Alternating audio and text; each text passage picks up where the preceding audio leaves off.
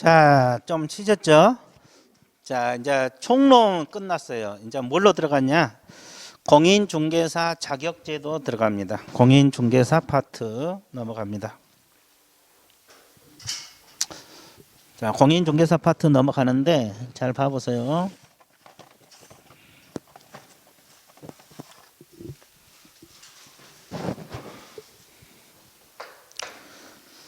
자, 공인중개사 정책심의위원회가 가장 먼저 나오잖아요.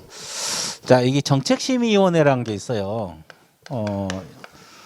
공인중개사 파트에서 이 정책심의위원회란 심의위원회란 이원회 제도가 있거든요. 자, 이원회란 것은 한 사람으로 구성되어 있겠어요? 여러 사람으로? 여러 사람으로. 그래서 이제 그 시험 시행 기관장이 원칙은 시도의사 예제로 국장이거든요. 이분들이 단독으로 결정하기보다는 심의위원회 이원을 의결을 거쳐서 하는 게 많거든요. 그래서 이제 이원회가 있는데 그 설치가 어디서다 설치하느냐? 국토교통부에 국토교통부 줄여서 설치할 수 있답니다.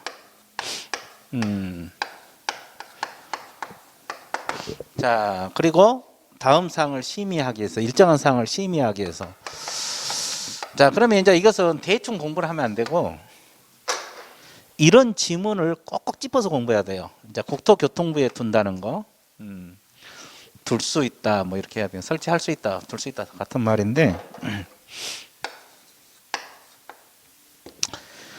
둘 수 있다 이거요. 둔다 그러면 틀려버려요. 둘 수 있다 이런 거 꼭꼭 집어서 공부를 해야 돼요. 그래서 이제 뭐 대충 해놓으면 안 되고, 그래서 그 설치해서 자격 취득 보수 변경 사항을 심의하기 위해서 심의 동그라미, 심의란 단어하고 국토교통부 동그라미, 둘 수 있다 동그라미, 이 세 단어가 핵심이에요. 세 단어가 핵심이다. 몇 개 단어가 핵심? 세 개 단어가 핵심이다. 세 개 단어가 핵심. 자, 여기서 이제 우리가 짚고 넘어갈 것이 심의란 말, 국토교통부란 말, 둔다가 아니라 둘 수 있다. 이 세 가지를 꼭 집어서 공부해야 돼요. 그러니까 대충 한번 쭉 읽고 공부 다 했다 그러면 점수 안 나와. 우리 과목은 그래요. 그래서 이제 이게 둔다 그러면 틀리고 둘 수 있다. 시도 그러면 안 되고 국토교통부. 심의. 의결이 아니라 심의. 자, 이렇게 여러분들 공부를 해도, 그다음에 구성. 이원장 1명 포함해서 7명에서 11명 이내의 이원으로 구성된다. 몇 줄 보세요.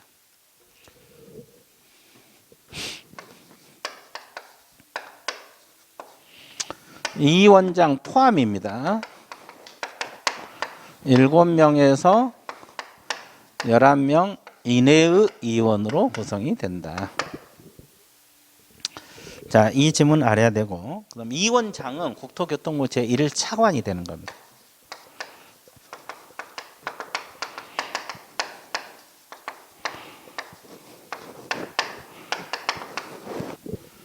자, 이원은 국토교통부 장관이 임명 이촉한다.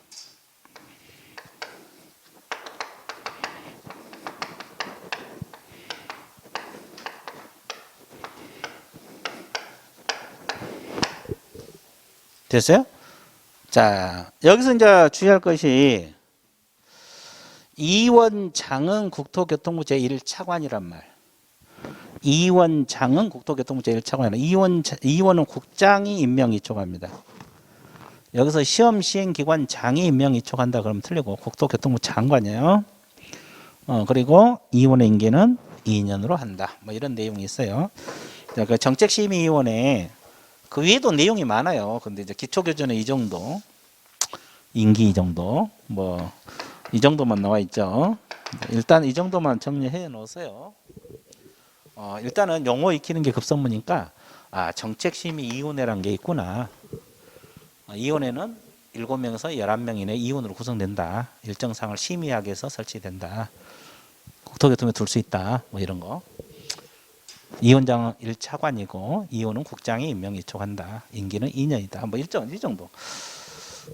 그래서 이제 정책심의위원회란 것이 우리 과목에서 나오는 내용이구나. 이렇게 정리를 해 주시면 좋습니다. 이해되셨죠? 자, 그 다음에 시험 시행 기관이 나와 있어요. 자, 시험 시행 기관 한번 봐드릴게요.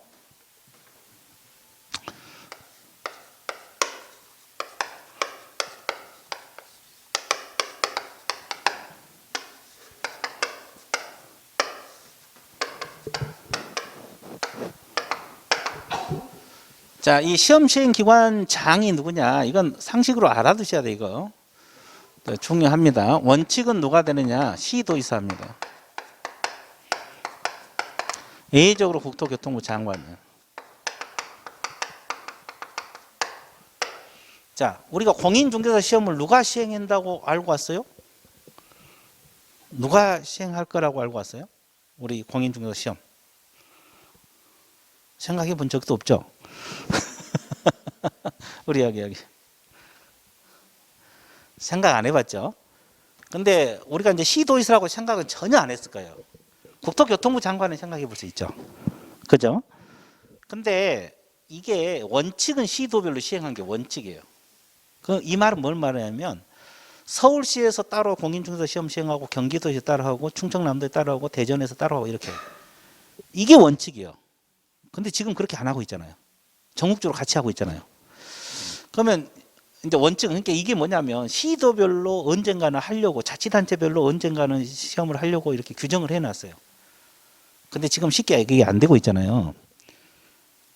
근데 그러면 외적으로 누가 시험을 시행하냐? 국장이 할 수 있어요. 국장이 하는 경우는 어떤 경우냐? 그러면 시도별로 시험을 시행하면 어떤 문제가 발생해요? 시험 뽑는 인원도 다를 거고 출제 난이도도 다를 거고 출제 방식도 다를 거고 균형이 맞겠어 안 맞겠어? 안 맞죠. 뭐 서울에서는 뭐 시험이 어렵게도 나올 수도 있고 경기도는 좀 쉽게 나올 수도 있고 이런 게 다 달라지잖아요. 균형이 안 맞아. 그러니까 국토교통부 장관이 시험 수준의 균형 유지를 위해서 무슨 유지? 균형 유지를 위해서 직접 시험 문제도 출제를 할 수도 있고 시험을 시행할 수가 있다. 됐어요? 근데 국장이 시험을 시행할 때는 아까 저거 있잖아요. 저거 정책심의위원회 의결을 거쳐서 하게 돼 있어요. 정책심의위원회 뭘 거쳐서? 의결. 왜? 혼자서 결정하기보다는 그죠? 심의위원회 의결을 거쳐서. 이건 심의가 아니에요. 아까 우리가 정책심의위원회는 이거 심의를 하기 위해서 둘 수 있다 그랬잖아요. 근데 이제 우리가 정책심의를 공부하다 보면 심의사항도 있고 의결사항도 있고 그러거든요. 나중에 기본서 나오면 이제 정확하게 할 건데 이 국장이 시험을 시행하는 것은 의결을 거쳐서 하게 돼요. 이거 심의가 아니라 의결입니다. 그래서 키포인트가 일단은 원칙은 시도의사 예조 좋았어요. 원칙은 시도의사고 예조로 국장이지만 국장이 시험을 시행할 때는 정책심의위원회 심의를 거친 게 아니라 뭘 거쳐서? 의결을 거쳐서 하게 돼 있다. 그래서 원칙과 예가 뒤바뀌면 안 된다. 이건 알아야 돼. 자, 원칙. 첫째 줄. 특별시장, 광역시장, 도지사, 특별자치다 줄여서 뭐래요? 시도의사. 예조로 국장 동그라미. 균형 유지 밑줄. 그리고 두 번째 의결 동그라미. 자, 이 국장이 시험을 시행할 때는 심의를 거친 게 아니라 무슨 사항이다? 의결사항이에요. 이 단원에서는 심의사항도 있고 의결사항도 있고 그래요. 근데 이제 기초교재는 뭐 이거 구체적으로 잘 안 나와 있고 그 정도만 일단 알아놓으세요. 나중에 일단 뭐 구체적으로 공부할 거예요. 근데 생각을 해봐세요. 원칙적 시도에서 예의적으로 국장인데 실질적으로 이분들이 시험 시행하고 있어 안 하고 있어? 안 하고 있죠. 바빠 죽겠는데 누가 지금 공인중개사 시험 시행하고 있겠어요? 시도의사 국장이? 위탁을 해요. 위탁을 해요. 이제 이 둘을 이제 시험 시행 기관 장이라는 표현을 쓰거든요. 위탁을 합니다. 시험 시행 업무를 위탁을 하는데 어디다 위탁을 하느냐? 공인중개사 협회 들어봤죠? 협회라는 것은 개업 공인중개사 집단이요. 개공 집단. 여러분들 변호사 집단 변호사 협회 그러잖아요. 개업 공인중개사 집단이 공인중개사 협회거든요. 협회랄지 또 공기업하고 준정부기관이라고 있어요. 여기다가 위탁을 해요. 위탁을 하죠. 그리고 위탁을 하면 이제 위탁을 했다고 간부에다가 고시하게 돼 있어요. 그러면 여기서 이제 위탁을 받아서 처리하고 있어요. 그러면 지금 올해 시험 어디서 위탁 받아 처리했어? 올해. 자, 어디서 시행한 걸로 알고 있어요? 자, 뒤에 분. 몰라요? 잘 모르겠죠? 산업인력공단에서 했어요. 산업인력공단. 그럼 산업인력공단은 여기에 들어가요. 여기요. 이쪽 파트에 들어간다고. 그러니까 이분들이 시험 시행 기관이란 거 알고 있어야 돼. 근데 이분들이 직접 한 게 아니라 위탁을 해요. 그래서 지금 현재 산업인력공단에서 지금 여러분들 그 원서 내고 거기서 다 시행을 했거든요. 출제도 거기서 하고 위탁을 해서 그래서 일단은 여기 파트에 들어갑니다. 그래서 이거 그 맨 밑에 나와 있잖아요. 자, 시험 시행 기관은 장은 업무를 공기업 준정부 협회. 자, 공기업 준정부 협회 밑에 보세요. 여기다가 위탁을 해서 처리를 합니다. 자, 이 파트는 뭐냐면 공인중개사 시험, 우리가 지금 여러분들 시험 공부하고 있잖아요. 여기 관련된 내용이에요. 근데 우리 과목은 이제 이 파트가 다 시험 범위에 들어가는 거지. 그래서 이제 한 문제 정도 나와요. 한 문제 이 파트에서. 자, 그래서 일단은 시험 시행 기관 장은 가장 기초거든요. 우리 중개사 시험을 어디서 시행한가? 원칙은 시도의사 이적으로 국장. 이거 반드시 기억을 해야 돼. 뭔 뜻이? 반드시. 뭔 뜻이? 자, 뒷페이지 넘어가세요. 자, 여러분들 응시 자격 있는가 봐보세요. 우리 공인중개사 시험 응시 자격이 없는데도 앉아 있을 수도 있잖아요. 자, 본인이 스스로 내가 자격이 있나 판단해봐.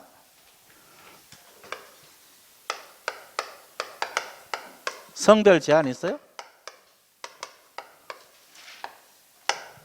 없죠? 국적 제한 있을까요? 없어. 연령 제한 있을까요? 없어. 학력 불문입니다. 자, 이것도 시험에 간혹가다 나와요. 이제 돌려서 나오겠지. 이거다고 이거. 돌려서도 빙빙 지문을 돌려서 나온다고. 그러니까 애국인도 시험을 볼 수 있고 미성년자도 시험 봐서 합격하면 자격증 나와요. 미성년자 합격하면 자격증 나온다고. 혹시 미성년자 계세요 여기서? 미성년자? 없습니까? 국적도 마찬가지. 애국인들도 우리나라에서 시험 봐서 합격하면 자격증 나와요. 그래서 이제 애국인 혹시 계세요? 애국인? 없죠. 간혹가다 애국인도 수업 받으러 오신 분 있어요.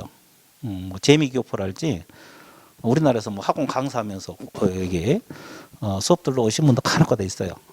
그래서 이제 국적 불문이고 연령 불문, 또 미성년자. 우리 뭐 학원에 작년에 뭐 고등학생도 수업 듣고 그랬거든요. 자, 그래서 일단은 누구나 볼 수 있는 거고, 그 다음에 이제 또 하나 이제 결격 사유가 있는 자가 있거든요. 이 결격 사유는 다음 주에 배울 건데, 다음 주에 시험을 배울 건데, 이분들은 원칙적으로 시험 봐서 자격증을 취득할 수 있어요. 합격하면 자격증 나와요. 그럼 결격 사유는 아직 안 배웠는데 이제 그냥 들어봐요. 이 파산 선고를 받은 자 결격 사유거든요. 중개 못하는 결격 사유. 그럼 이분들도 시험 봐서 합격하면 자격증 나와요. 또 여러분들 그 잘못해갖고 법원으로부터 집행유예 선고 받은 집행유예라는 말 들어봤죠? 그분들도 결격 사유거든요. 근데 그분들도 합격하면 자격증 나와요. 그러니까 중개업을 못하는 것이지 시험 봐서 자격 취득한 건 전혀 관계없어요. 그러니까 혹시 집행유예 받거나 파산 선고를 받으신 분 있으면 열심히 공부하면 돼요. 자격증 나와요. 다만 그 결격사유 기간 끝날 때까지 중개업을 잠깐 못하는 거예요. 잠깐 그 기간 끝날 때까지. 그러니까 시험 봐서 합격하면 무조건 시험 나와요. 파산자랄지 집행유예 선고 받을 때 할지 뭐 징역형을 선고받고 종료된 후 몇 년이 지나지 않았다 할지 또 벌금 300만 원 이상 선고받은 자 할지 이분도 합격하면 자격증 나와요. 이해됐어요? 자, 그 다음에 예외적으로 시험 못 보는 것이 딱 하나가 있어요. 거기 나와 있는 공인중개사 자격이 취소되면은 몇 년간? 3년간 시험 못 봐요. 이게 결격사유거든요. 자격 취소도. 근데 부정행위자 있잖아요. 이 부정행위자는 여기서 말한 결격사유가 아니에요. 부정행위자는 여기서 말한 결격사유가 아니고 이분들은 5년간 시험만 못 봐요. 그러면 여기서 이제 차이가 뭔지 아세요? 거기 여러분 교재에 나왔던 이 자격 취소되고 3년하고 부정행위자 차이는 뭐냐면 자격 취소되고 3년 동안은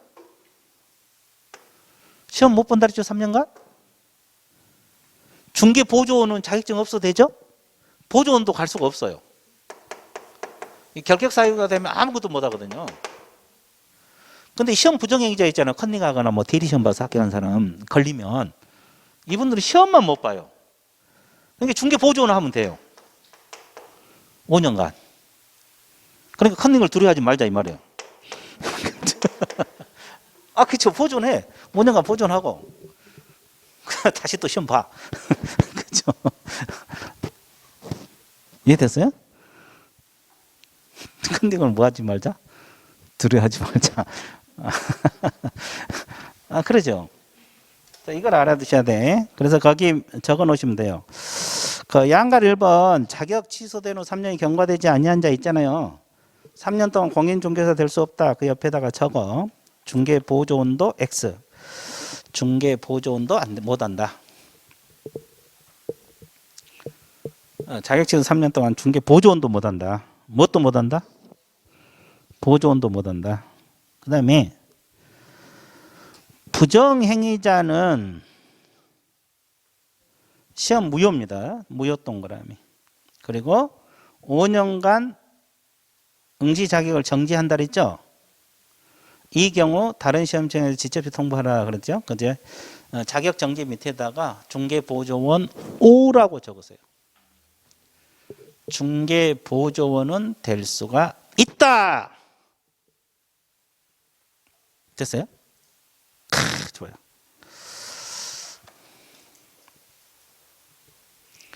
중개보조원 할 수 있어요. 그러니까 이 부정행위자는 시험만 못 보는 거예요. 시험만.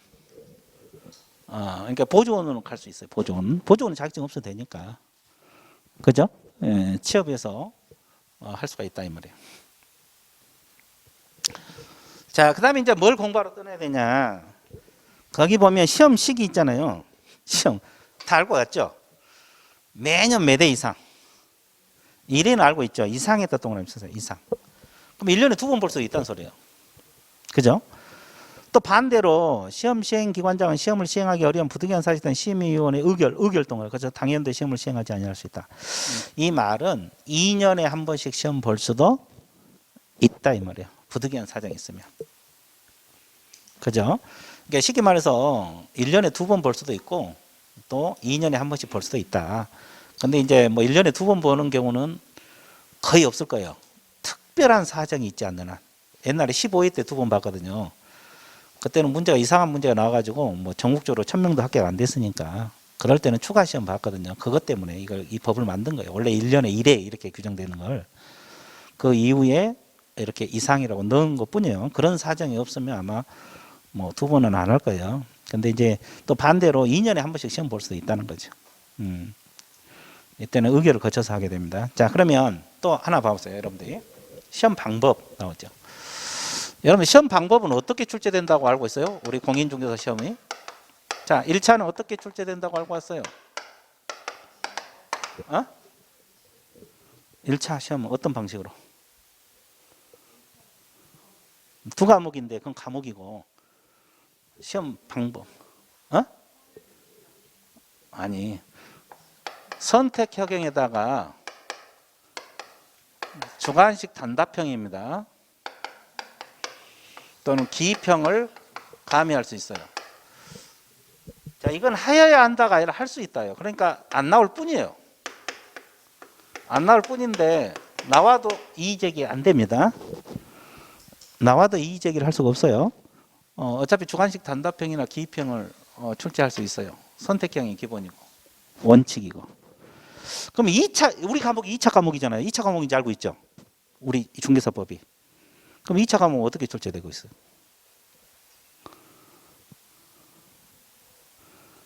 어떻게 출제된다고 알고 왔습니까? 여기도 선택형? 원칙은 논문형이에요. 논문형. 논문형에다가 주관식 단답형 또는 기입형을 가미하여야 한다. 할 수 있다. 할 수 있다.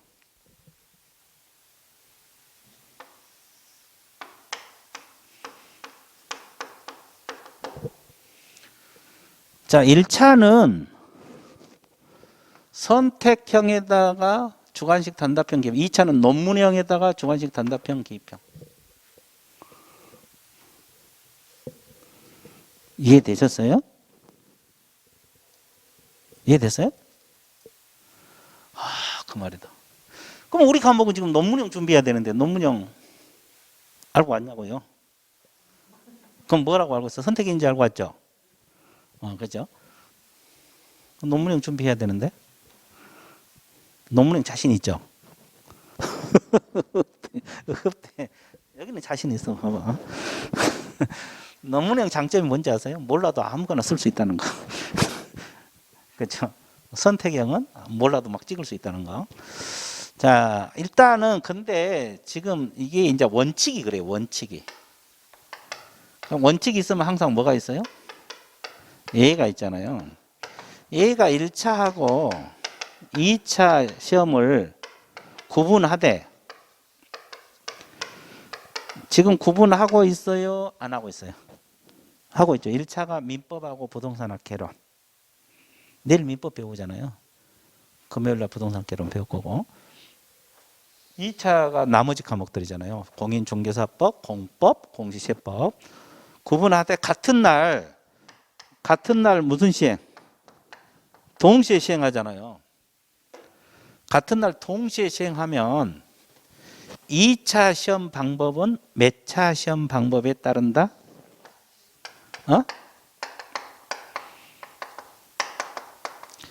1차 시험 방법에 따라요. 그러니까 2차 시험도 선택형에다가 뭐가 돼 있어요? 주관식 단답형 또는 기입형을 가미하여야 한다. 할 수 있다. 할 수 있다. 이렇게 들어가는 거예요. 그래서 1, 2차가 다 선택형으로 나온 거예요. 지금 우리는 이걸 적용받거든요. 지금 현재는 이거거든요.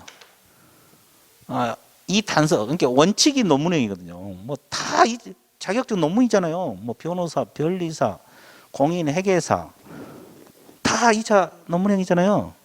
노무사, 공인 노무사, 세무사. 근데 우리 중개사도 이렇게 하려고는 규정을 하고 있어요. 근데 이제 여러 가지 여건상 이게 쉽게 안 돼요. 그래서 지금 이거 여건상, 여러 가지 여건상. 그래서 1차하고 2차를 구분하는데 같은 날 동시에 시행한 2차 시험 방법은 선택형에다가 주관식 단답형, 기입형을 가미할 수 있다. 그래서 이건 안 낼 뿐이고 1차, 2차 그래서 다 선택형으로 나옵니다. 그러니까 여러분 걱정하지 말고 선택형 준비하면 되는데 이것이 이제 우리 과목에서는 시험 문제가 될 수 있다. 그러니까 2차는 무조건 선택형이다. 이렇게 지문 들어가면 틀려버려요. 우리 과목은 이 내용이 시험 범위에 들어간다고. 그러니까 2차가 무조건 선택형 나온다. 이렇게 지문 뜨면 틀리다고. 이해됐어요? 동시에 시행했을 때만 선택입니다. 자, 밑줄 볼게요. 1차, 2차 구분하여 시행하기 원칙이다. 2차 시험, 1차 시험 학교인들 실시한다. 시험 시간을 구분하되 동시에 시험을 시행할 수 있다 그랬고 1, 2차 구분 시험, 1차 시험은 선택형 원칙, 2차는 논문형 원칙으로 하되 주관식 단답형 기입형 가르쳤다 그랬죠. 그리고 1차, 2차 시험을 동시에 시행할 때 1차 시험 방법으로 시험을 시행한다. 1차 시험 불합격, 2차 시험 무효다. 뭐 이렇게 적어놨는데 그렇게 알고 있으면 되고. 자, 그 다음에 일부 면제. 시험 일부 면제가 나와 있어요? 안 나와 있어요? 나와 있죠? 어떤 사람 일부 면제 해주겠어요? 1차 시험에 합격한 자 다음 회 동그라미. 다음 해가 뭐예요? 다음 해. 다음 해. 다음번에 1차 시험을 면제를 해줘. 1차 시험에 합격한 자에 대해서는 다음번에 1차 시험을 면제해 준다. 그러면 다음 연도가 될 수도 있고 다음 연도가 안 될 수도 있어요. 2년에 한 번씩 시험 보면 다음 연도가 아니죠. 그죠? 그러니까 여기서 다음 해란 말은 다음 연도 그러면 정확한 표현이 아니에요. 다음 번 그래 맞지. 그렇죠? 자, 그것도 신경 써야 되고 다음 해에다 동그라미 치세요. 자, 그다음에 그 출제 이원의 임명 이촉 있잖아요. 자, 출제 이원은 시험 출제 선정 검토 채점을 담당할 자를 말하며 시험 시행 기관장 등 이게 키포인트예요. 시험 시행 기관장이 중개 업무 및 관련 학식과 경험이 풍부한 자 중에서 임명 이촉한다. 자, 그러면 출제 이원은 누가 임명 또는 위촉한다는 거예요? 시험 시행 기관장이 그렇다 이 말이에요. 출제 이원은 시험 시행 기관장이 임명 또는 위촉을 할 수 있다. 출제 이원은 시험 시행 기관장이 임명 위촉한다. 시험 시행 기관장이 키포인트라고. 그럼 아까 시험 시행 기관장이 원칙은 누구라고 했어요? 시도이사. 예외적으로 국장입니다. 자, 원칙과 예가 뒤바뀌면 안 된다. 이해됐어요? 자, 그 다음에 37페이지 신뢰도 저하 출제 이원이 나와 있잖아요.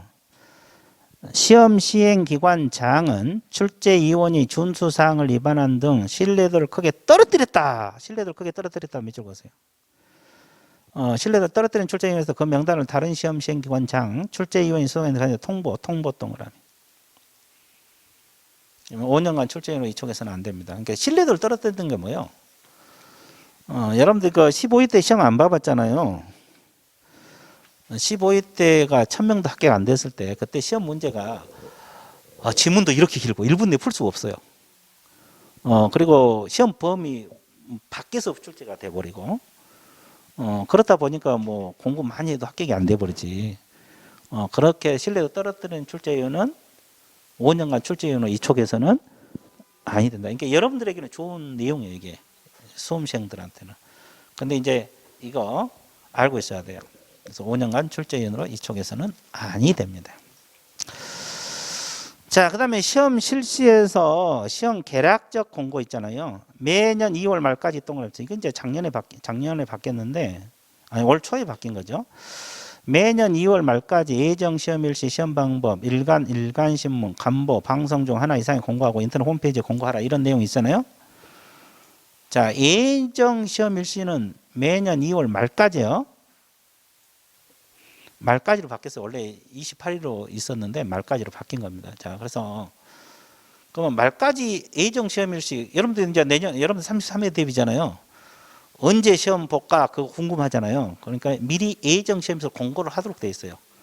그러니까 2월 말까지니까 아마 1월 정도면 나와요. 아마 공고. 근데 요즘은 거의 정형화돼서 10월 마지막 주 토요일로 이렇게 거의 정형화돼 있는데 하여튼 예정 시험 일시는 2월 말까지 발표가 돼요. 그래서 이제 이거 2월 말이라는 단어 알아두셔야 되고 그러면 진짜 시험 일시는 언제 나오느냐? 진짜 시험 일시랄지 시험 장소랄지 시험 방법이랄지 이것도 공부해야 될 거 아니에요. 이건 시험 시행일 90일 전입니다. 90일 전 밑줄거세요. 기간이 나오기 시작하잖아요. 이렇게 기간이 나오잖아요. 그러면 이 기간은 깡그리 해야 돼. 깡그리. 기간은 어떻게 된다? 깡그리. 자, 그래서 우리 과목에서는 이제 가장 먼저 나온 뭐 지체 없이 미리부터 나와요. 미리, 지체 없이 5일, 7일. 이렇게 기간들이 쭉 나올 거예요. 그럼 그때그때 암기하려고 노력해서 해야 돼요. 엄청 많아요. 기간도 엄청 많습니다. 그래서 잊어먹더라도 자꾸 읽으셔야 돼요. 그래서 예정 시험 일시는 매년 2월 말까지, 진짜 시험 일시는 90일 전. 이걸 머릿속에 넣도록 해보세요. 시험 시행일 90일 전까지 일시, 장소, 방법, 합격 결정과 응시수술 반환 이런 게 공고가 돼요. 그거 알고 있어야 되고. 자, 그다음에 응시수수료. 자, 첫째 줄 지방자치단체 조례 밑줄 보세요. 수수료 납부해야 되거든요. 그러면 여기서 지방자치단체가 어딘가 기초니까 한번 보고 들어갈게요.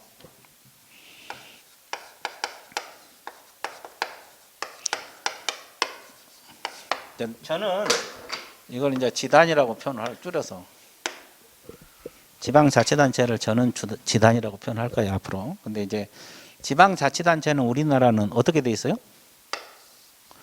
광역자치단체가 있잖아요. 그리고 기초자치단체가 있어요. 광역자치단체는 시도가 되고 기초자치단체는 시군구가 됩니다.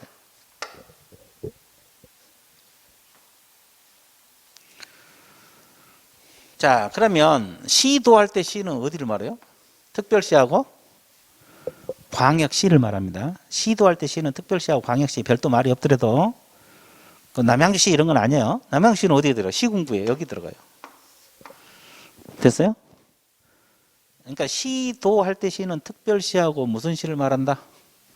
광역시. 이것은 다른 과목도 마찬가지. 이거 기본으로 알아야 되고, 그리고 이제 시군구는 일반 시를 말해요.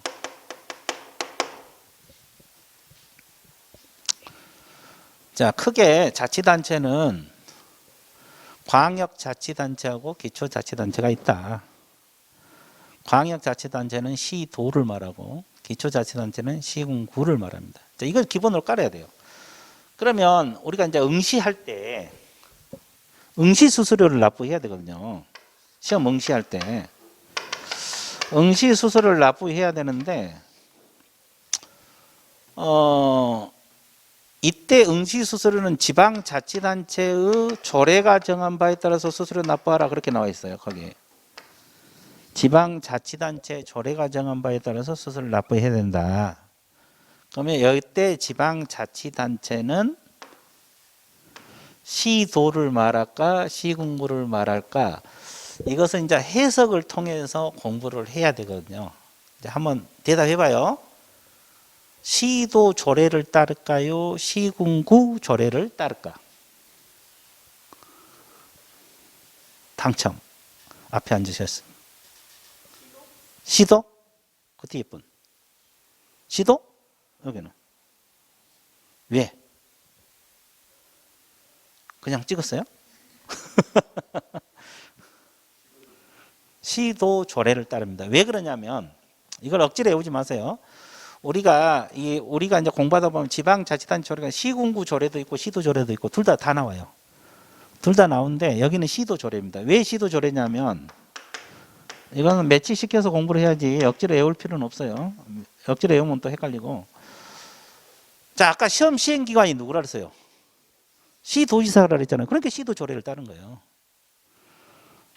시험 시행기관이 시도지사가 원칙이라 그랬잖아요.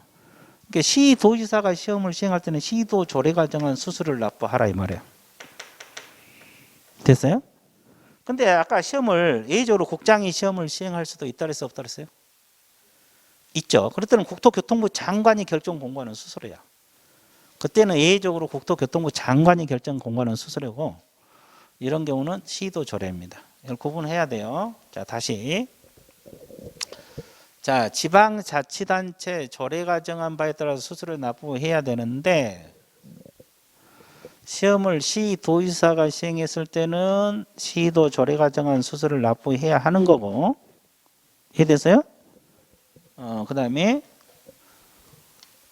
시군구가 무슨 내용 권한이 있다라면 시군구 조례를 따라야 돼요. 이제 시군구 조례도 좀 있으면 나올 건데 일단은 여기는 시도 조례라는 거. 그러니까 지방자치단체 밑에다가 시도라고 적으면 돼요. 그러면 이제 작년에 1, 2차 보면 아마 28,000원인가 1, 2차 다 응시했을 때 28,000원인가 됐을 거예요. 근데 생각해 보세요. 응시 수수료 납부했다가 무슨 사정으로, 개인 사정으로 시험 못 보게 됐어. 그럼 응시 수수료 돌려주냐 이 말이에요. 돌려줄 것 같아, 안 돌릴 것 같아? 안 돌려주고, 이거는. 안 돌려주고. 거기 근데 두 번째 절 나와 있잖아요. 세 번째 절. 전부 또는 일부를 반환합니다. 그럼 돌려준다는 소리죠? 돌려줘, 안 돌려줘? 돌려줘. 그럼 반환 기준이 있어요. 여기 책에는 없지만. 그냥 들어봐봐. 자, 응시수수료를 납부했다가 시험 보기로 했거든요. 근데 시험 시행기관의 기책 사유로 시험을 못 보게 됐다. 이럴 때는 전부 돌려줘, 전부. 이게 전부 예입니다. 그러죠? 그죠? 이게 전부 돌려줘. 일부 예를 하나 들어보면 수수료가 28,000원인데 3만 원을 납부했어요. 그러면 2,000원 돌려줘. 이게 일부 반환이야. 거기 전부 또는 일부를 반환한다. 이 지문이 있어 없어? 있죠. 예를 들면 그렇다 이 말이에요. 그러니까 시험 시행 기관을 잘못으로 시험 못 보게 될 수 있잖아요. 뭐 시험지 누출이 일어났다. 시험지 누출 사고가 일어났다. 그럴 수도 있잖아요. 그러면 전부 돌려주고, 그러면 이제 수수료 과원합했다. 그러니까 28,000원인데 3만 원 납부했다면 2,000원 돌려. 이게 일부 예입니다. 그 외에도 몇 가지 반환 기준이 있어요. 기준은 뭐 그렇게 중요한 건 아니니까. 이해됐어요? 예, 일단은 응시 수수료 납부했다가 의사를 철회했다. 시험을 못 보게 됐다. 그러면 전부 또는 일부를 반환받는다 이 말이야. 됐어요? 예. 그래서 지금은 반환해줘요. 근데 과거에는 원래 응시수수료가 5,000원이었거든요. 옛날에 5,000원일 때는 안 돌려줬거든요. 응시수수료 5,000원일 때 안 돌려줬는데 28,000원까지 뛰면서 전부 일부 또는 반환하게 주게 돼 있어요. 자, 그래서 28,000원 된 지가 꽤 오래됐거든요. 근데 계속 안 올라가더라고요. 이제 몇 년째 동결이에요. 지금 한 몇 년째 동결됐거든요. 꽤 오래됐어요. 그래서 그 이후로는 안 올리더라고. 그죠? 처음에 5,000원에서는 막 금방 뛰었거든요. 한 해 지나면 올라가고 28,000원까지 가더니 요즘은 잘 안 올라가요. 몇 년째 동결되고 있어요. 여러분들 뭐 나중에 또 올라가면 안 되니까 빨리빨리 합격하셔야 돼. 올해 합격하셔야지. 올해 이제 내년인데 우리 기준은 올해예요, 여러분들이. 그렇죠? 우리는 11월 되면 1년이 끝나버리거든요. 10월 말 되면. 우리 공부한 수험생 기준 하면 10월 말이면 1년 끝난 거예요. 11월부터는 뭐 내년에 들어간 거예요. 그러니까 여러분들은. 자, 그래서 일단은 그렇고 자, 합격자 결정은 다 아시죠? 자, 들어봐. 1차는 평균 몇 점? 1차가 민법하고 부동산 개론이죠. 평균 몇 점이면 합격? 60점. 과락 몇 점? 40점 없으면 돼요. 2차는 똑같아요. 2차도 평균 60점. 과락 몇 점? 40점. 그러면 이제 뭐 민법하고 학개론에서 평균 60점 맞추면 되고, 2차는 우리 공인중개사법, 공법, 공시세법에서 평균 60점을 맞추면 돼요. 그러면 나중에 이제 아까 뭐 원장님 이야기 하더만 나중에 막판 되면 전략도 세워야 되거든요. 왜냐하면 골고루 60점 맞으면 그것까지 좋은 게 없어요. 뭐 중개사법 60, 공시세법 60, 공법 이렇게 가면 가장 이상적이고, 근데 공부하다 보면 그렇게 안 될 수가 있어요. 이제 나중에 이제 모의고사 보고 그러면 이 과목은 해도 점수가 안 나온 과목이 있어요. 또 사람마다 다 달라요. 사람마다 다 다른데 어떤 사람은 민법이 잘하고 어떤 사람은 학개론을 잘하고 그래요. 사람마다 다 틀려요. 그러면 자기가 점수 많이 뺄 수 있는 과목은 좀 더 빼주고, 해도 안 되면 좀 적게 맞아갖고 평균 60점을 맞추면 되거든요. 그래서 전략이 필요해요. 2차 과목은 이제 중개사법을 일반적으로 좀 더 뺄 수가 있거든요. 범위가 좀 한정이 되어 있기 때문에. 그래서 이제 중개사법을 많이 빼고 다른 건 좀 적게 맞더라도 평균 60점 맞추면 돼요.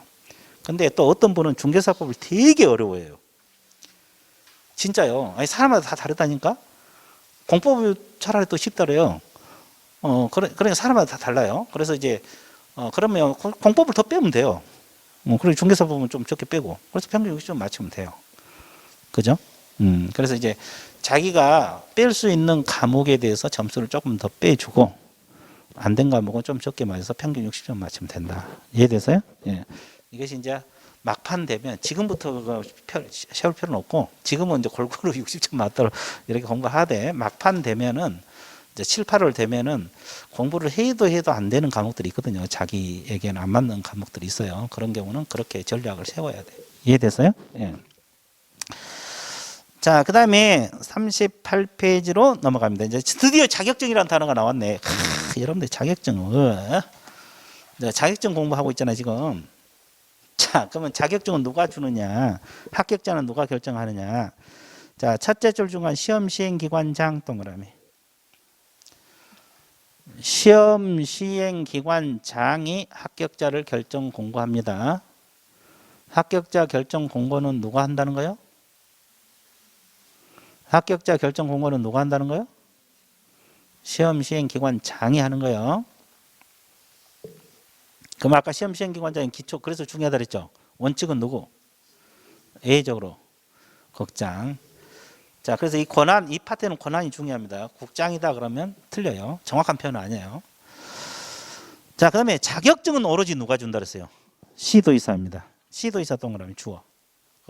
공고일로부터 1개월이네. 몇 조?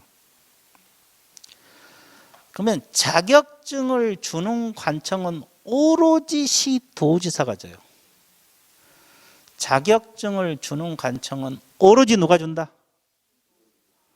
오로지 시도의사예요. 그러면 아까 제 말 들어봐요. 시도의사가 시험을 시행할 때도 시도의사가 자격증을 줘. 국토교통부 장관이 시험을 시행할 때도 누가 자격증 줘? 시도의사가 줘. 지금처럼 산업인력공단에서 위탁을 받아서 처리하더라도 누가 자격증 줘? 자격증 그러면 오로지 시도의사예요. 그러면 여러분들 봐보세요. 여러분들 이제 어디서 시험 볼 예정이에요? 남양주에서 보겠죠? 그러면 누구한테 받으러 가야 돼? 경기도지사. 그러니까 경기도지사에게 자격증을 받는 거라고. 공고일로부터 몇 개월이네? 1개월. 공고일로부터 1개월이네. 몇 주 보세요. 자, 그러면 어차피 보통 이제 시험을 10월 말에 시험을 시행하잖아요. 그러면 정확하게 한 달 후인 11월 말에 공고가 돼요. 그러면 자격증도 그때 공고일로부터 1개월이니까 12월 달에 자격증 나와야 안 나와요? 나온다. 32회 합격생들은 12월 되면 공인중개사가 되는 겁니다. 여러분들은 다음 12월에 공인중개사가 되는 거지. 이해됐어요? 예. 왜? 다 합격하니까. 결론은 다 합격하니까. 그렇죠. 네, 좋았어요. 자, 3번 자격증 재교부 나와 있어요. 첫째 줄로 다 잃어버리거나 못 쓰게 됐다. 몇 줄 보세요. 잃어버리거나 못 쓰게 됐다. 그러면 자격증 재교부 신청하고자 하는 자는 자격증을 교부한 시도의사, 교부한 시도의사 동그라미 쳐세요. 자, 여기서 핵심은 교부한 시도의사입니다. 여기서 핵심은 뭐다? 교부한 시도의사가 돼요. 교부한. 그러면 여러분들 봐보세요. 자격증은 경기도지사가 교부했어. 예를 들어서. 근데 사무소는 서울에다 낼 수 있죠. 그러면 시도지사 하면 서울시장도 들어가고 경기도지사 들어가잖아요. 근데 재교부할 때는 교부했던 곳으로 와야 돼. 그러니까 여러분들 서울에서 영업하더라도 자격증 잃어버렸다 그러면 경기도지사에게 재발급 받아야 된다고. 그래서 시도지사만 외운 게 아니라 재교부는 교부한까지 외워야 돼요. 교부한 시도지사. 그 밑에다가 사무소 소재지관할 X. 사무소 소재지관할 시도지사 틀리고 자격증을 교부한 시도지사에게 재교부. 자격증을 교부한 시도지사에게 재교부. 사무소 소재지관할 시도지사 그러면 틀려요. 사무소 소재지관할 시도지사 그러면 틀리고 자격증을 교부한 시도지사. 이해됐어요? 그리고 2번에 지방자치단체 조례가 정한 수수료 납부해야 된다. 그 지방자치단체가 시군구 조례라 했어요? 시도 조례라 했어요? 왜? 자격증 재교부는 누가 해줘? 시도지사. 그러니까 시도 조례야. 그러니까 이게 매치를 해야 돼. 좀 있으면 이제 또 시장군수 구청장의 권한이 나오거든요. 그때는 시군구 조례예요. 권한에 따라서. 그러면 여기 같은 경우는 시도지사가 재교부 해주니까 시도 조례가 되는 거고. 시군구 조례도 있고 시도 조례도 있고 그래요. 이해됐어요? 자, 7번 자격증 양도되어 금지. 공인중개사는 다른 사람이 자기 성명 동그라미 중개 업무를 하게 하거나 양도되어 동그라미. 자, 성명을 사용하여 중개 업무를 하게 하거나 자격증을 양도되어 하면 된다 안 된다? 그러면 여러분들이 자격지도하면 옆에서 자격증 빌려달라. 한 달에 100만 원씩 줄게. 이럴 수도 있잖아요. 그럼 빌려주면 돼 안 돼? 걸리면 어떻게 되겠어요? 걸리면. 자격 취소돼 버려요. 걸리면 자격 취소되고 징역 벌금도 들어가요. 1년 이하 징역 1천만 원 벌금 들어갑니다. 자격증이 양도되면 안 돼. 양도되면 안 돼. 그래서 자격이 취소될 뿐만 아니라 아까 자격 취소되면 3년간 시험도 못 보잖아요. 또 중개업도 못하고 보조원도 못하고 그리고 이제 징역 벌금도 들어가요. 1년 이하 징역 1천만 원 벌금. 그러니까 자격증이 양도되면 절대 안 되고. 그러면 빌린 사람 어떻게 해요? 2번. 누구든지 자격증을 양수되어 받아 이를 사용하면 된다 안 된다? 그럼 빌리면 어떻게 돼? 양수 대여받은 사람은 그냥 1년 이하 징역 1천만 원의 벌금만 들어가요. 왜? 자격증 없으니까. 자격 취소는 아니고 징역 벌금만 들어가요. 자, 거기 이제 징역 벌금은 거기 책에 안 나와 있잖아요. 기본서 나오면 다 들어 있어요. 근데 이제 기초 교재니까 이거 하지 말라 이렇게만 나왔는데 나중에 이제 징역 벌금이랄지 자격 취소 이 제재 다 알아야 돼요. 그다음에 공인중개사 사칭 금지 있잖아요. 아닌 자 동그라미. 공인중개사 아닌 자는 공인중개사 이하 유사 명칭을 쓰라 쓰지 말라. 사용하지 말라. 아닌 자는 이걸 쓰면 안 돼요. 그럼 아닌 자가 써버리면 아닌 자가 이걸 써버리면 어떤 죄에 들어가냐고. 1년 이하 징역 1천만 원 이하 벌금. 올해 시험 나오지 아니지. 올해를 했다. 32회 때. 32회 때도 이거 시험 나왔어요. 우리 과목에서 아닌 자란 말이 나오잖아요. 무조건 1년하고 1천이야. 공인중개사가 아닌 자로서, 개업공인중개사가 아닌 자로서 이런 아닌 자란 말이 나오면 무조건 1년하고 1천. 그러면 이것은 자, 그 지문을 숙지하셔야 되는데 공인중개사가 아닌 자는 공인중개사 이와 유사 명칭을 쓰지 말라. 공인중개사가 아닌 자는 공인중개사 이와 유사한 명칭을 쓰지 말라. 이렇게 표현을 했잖아요. 그러면 이것은 이 조항에 걸린가 봐봐요. 이거 걸리면 1년하고 1천이잖아요. 그러면 어디다 쓰지 말라는 거예요, 주로? 명함이나 전단지 이런 데 쓰지 말라는 거거든요. 그러면 명함에다가 이렇게 썼어요. 자,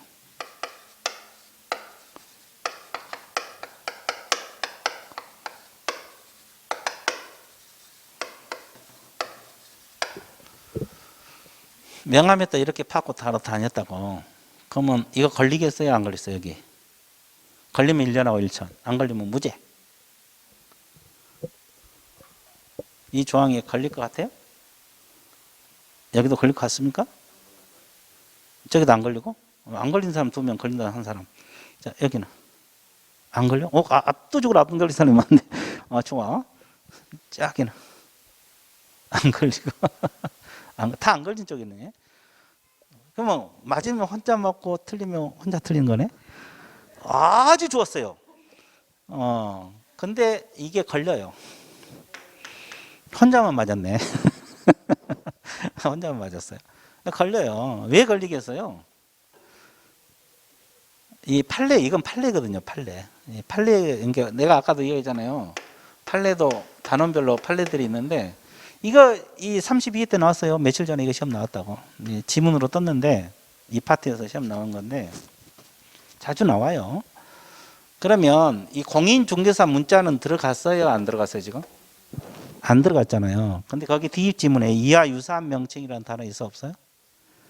거기에 걸려 들어가요. 이게 판사가 뭐라고 표현했냐면 이제 원래 판결을 낼 때는 판결 취지를 내려야 되거든요. 왜 걸리느냐? 판사가 이렇게 정의를 내렸어요. 남들이 보면은 공인중개사고 오해할 소지가 있다. 그러니까 이렇게 표현을 해도 유사 명칭에 걸린다. 그럼 몇 년하고 몇 년? 1년하고 1년. 또 발품 부동산 대표 김길동 그래도 걸리고, 발품 부동산 그래도 걸리고, 부동산 카페 누구누구 대표 뭐 이래도 걸리고. 됐어요? 그런 지문들이 시험에 다 나왔던 점이에요. 이거 며칠 전에 시험 나온 거잖아요. 32회 때. 이해됐어요? 이렇게 공부를 하는구나. 어떻게 공부한다? 이렇게. 저렇게 공부한 거 아니라 이렇게. 응. 에? 그 직원으로 쓰면 관계없죠. 두는 것은 관계없어.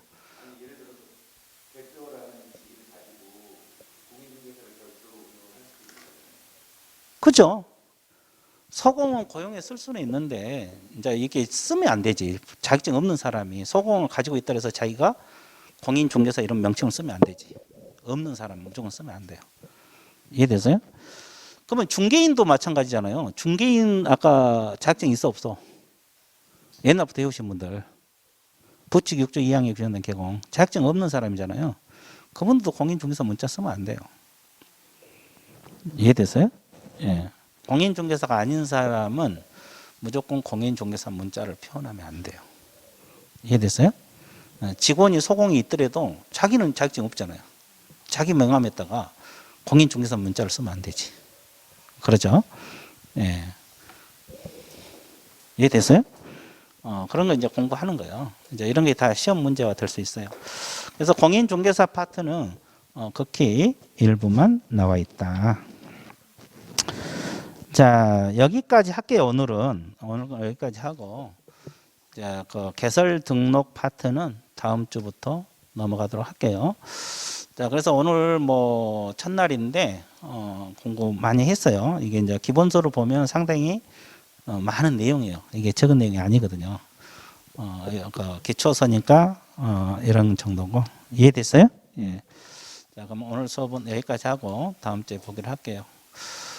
그리고 이제 뭐 이제 그 야간에도 하는데 내용은 똑같아요. 그래서 이제 혹시 주간에 혹시 못 들어오신 분들은 이제 다음 주라도 야간에 또 들어오셔도 돼요. 관계는 없어요.